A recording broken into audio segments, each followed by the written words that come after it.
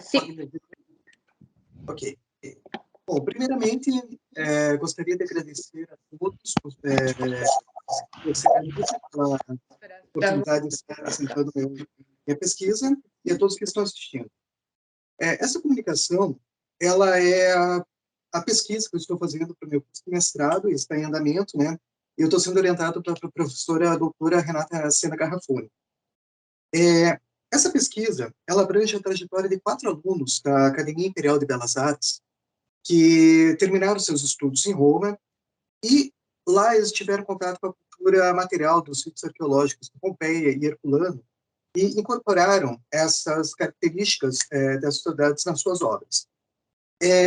Esse tema ele surgiu a partir do trabalho de 2 pesquisadores. A primeira é a Camila Dazi, que é uma historiadora da arte e especialista na arte brasileira do século XIX, e em especial os fluxos culturais entre Brasil e Itália, e o Aniello Avella, que é um pesquisador italiano que foi biógrafo da imperatriz Teresa Cristina. Bom, a Teresa Cristina é um personagem bastante discreto da historiografia brasileira. Ela foi esposa do imperador Dom Pedro II, mas muito pouco se falou sobre ela. Porém, nos últimos anos, as pessoas vêm tendo muita atenção para ela, devido, primeiro, à coleção arqueológica que ela deixou, e também muito se vale também pelo Aniello Avella, que fez que na biografia demonstrou que ela era uma pessoa ela possuía uma vida cultural intensa, ela foi uma grande mecenas das artes e das ciências aqui no Brasil. Pois bem, então, para realizar esse estudo, eu selecionei 4 alunos que receberam bolsas do imperador para concluir os estudos em Roma, né? Que são eles, o João Severino da Costa, os irmãos Henrique e Rodolfo Bernardelli e o Pedro Weingarten. Como recorte, eu considerei as 3 últimas décadas do século XIX, ou seja, 1870 a 1900. A Academia Imperial de Belas Artes, ela foi fundada em 1816 pelo Dom João VI. Na época, o nome era Real Escola de Artes, Ciências e Ofício. A Cibele Fernandes Neto, ela comenta que a instituição ela foi construída a partir da chegada de artistas e artistas franceses, a chamada Missão Francesa, que tinha o objetivo de formar operários e artesãos para qualquer atividade profissional necessária ao país naquela época. 10 anos mais tarde, essa instituição daria lugar à Academia Imperial de Belas Artes, inspirada na Escola de Belas Artes de Paris. A academia, ela era um órgão ideológico do Estado Imperial, pois ela era responsável pela construção da imagem do Império. O Afonso Marques dos Santos, ele comenta que a academia ela tinha a missão de construir uma Europa possível nos trópicos.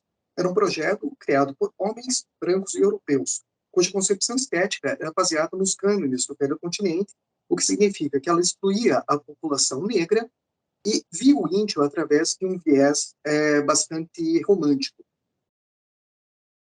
Por não possuir uma descendência de continuidade, o Brasil criou vínculos com a antiguidade através das artes, da literatura e das festas populares. Os heróis, os mitos de fundação, todos são inspirados no passado greco-romano. Bom, o primeiro contato do Brasil com Pompeia se deu através das núpcias entre o imperador Dom Pedro II com Teresa Cristina. Teresa Cristina era Bourbon, ela era princesa das Duas Sicílias, neta de Carlos III, e logo na chegada, por ocasião do casamento, o irmão dela, Ferdinando II, ele presenteou 13 peças, 13 esculturas de bronze oriundas de Pompeia e Herculano, como um presente diplomático. Durante o período que ela esteve no Brasil, ela manteve a cultura, ela manteve o legado de Carlos III, financiando escavações. Ela trouxe diretamente, junto ao irmão dela, mais de 260 peças da antiga Magna Grécia, de Pompeia, de Herculano, para o Brasil. E, da mesma forma, ela possuía algumas propriedades na cidade de Delos, nas proximidades de Roma, onde existiam os cemitérios etruscos. Ela financiou escavações e trouxe todas essas peças para o Brasil. Essa coleção, chamada Coleção Teresa Cristina, ela foi a maior do gênero da América Latina. São 750 peças no total. E essa coleção ela ficava exposta na Academia Imperial de Belas Artes para servir é, como inspiração aos alunos, como modelo aos alunos. Bom, o prêmio Viagem, que era a bolsa de estudos para os alunos de excelência concluírem os estudos no exterior, geralmente eles iam para Roma ou Paris, ela era bastante noticiada pela imprensa brasileira local. E uma vez por ano existia a festa, uma celebração que era na Academia Imperial era feita uma exposição de arte dos alunos e ela contava com a emissão de trabalhos feitos no exterior pelos pensionistas. Isso chamava muito a atenção da elite carioca, pelo menos da burguesia brasileira daquele momento.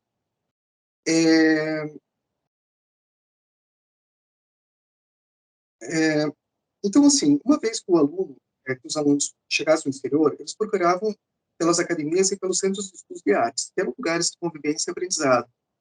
Lá, eles tinham contato com artistas de diversos países que vinham pelo mesmo motivo, para aprender, para estudar, enfim, trocar experiências, né?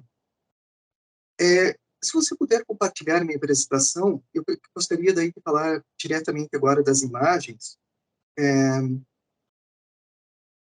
O primeiro deles que eu estou trabalhando seria o João Severino da Costa, né? Ele foi pensionista em Roma entre 1868 e 1876. O Zeferino, ele foi um pintor, ele se especializou em pintura religiosa.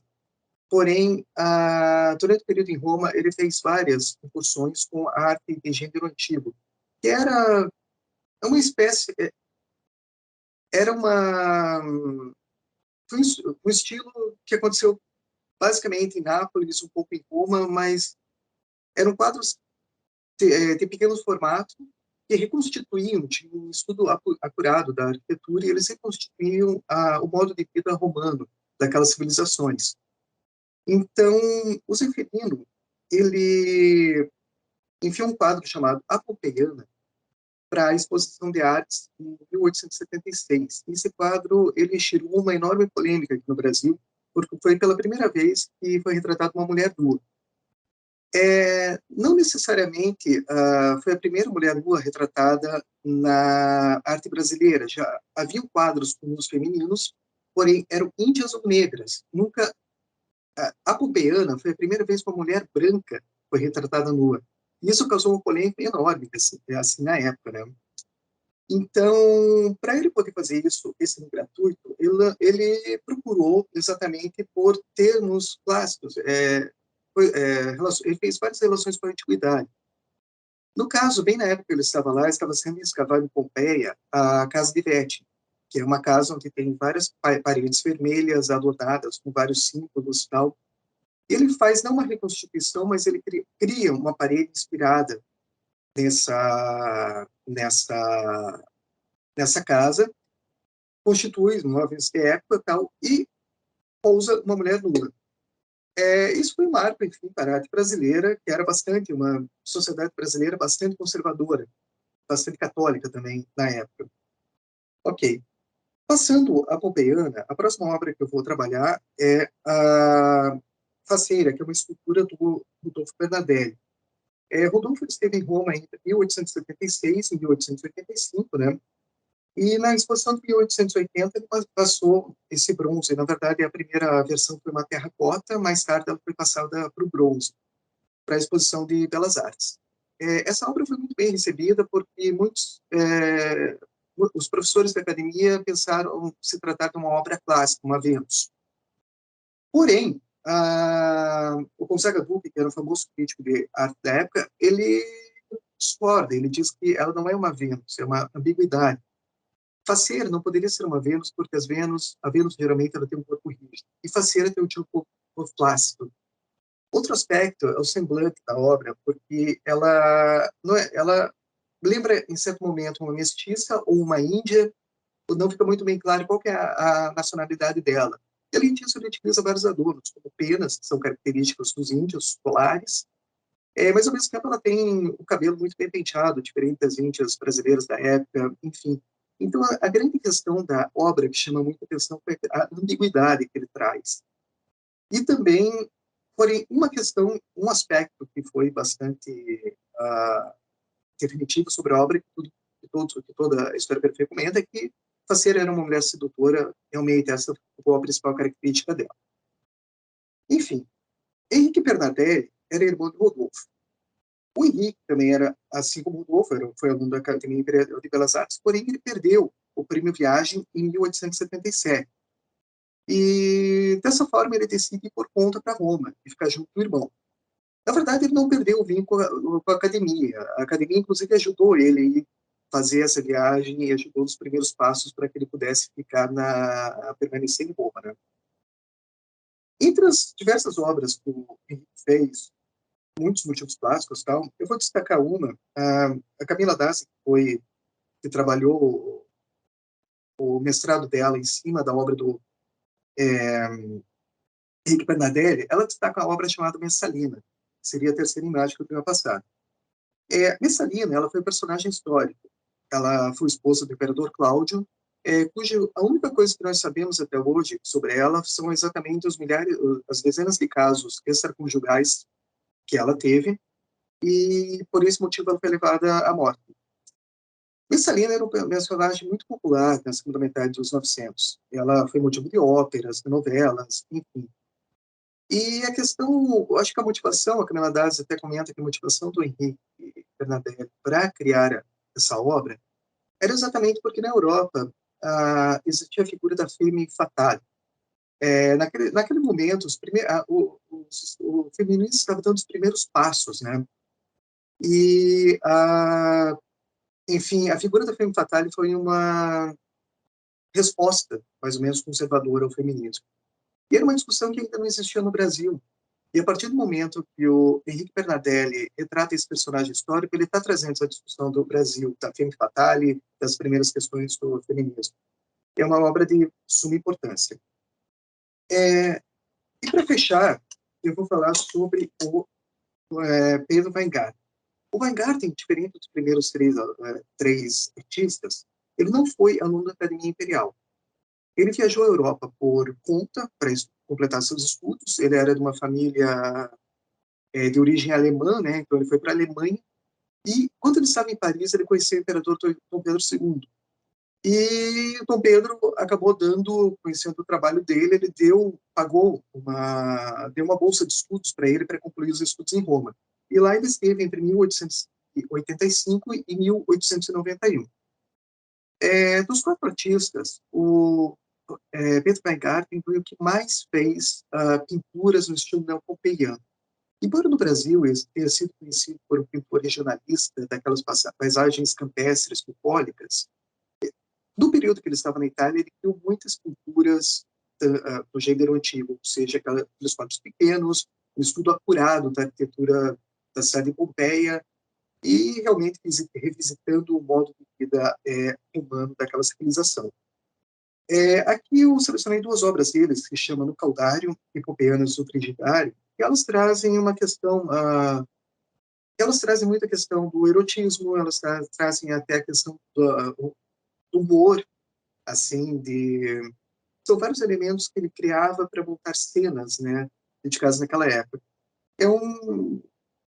Tecnicamente, são pinturas muito bem trabalhadas também.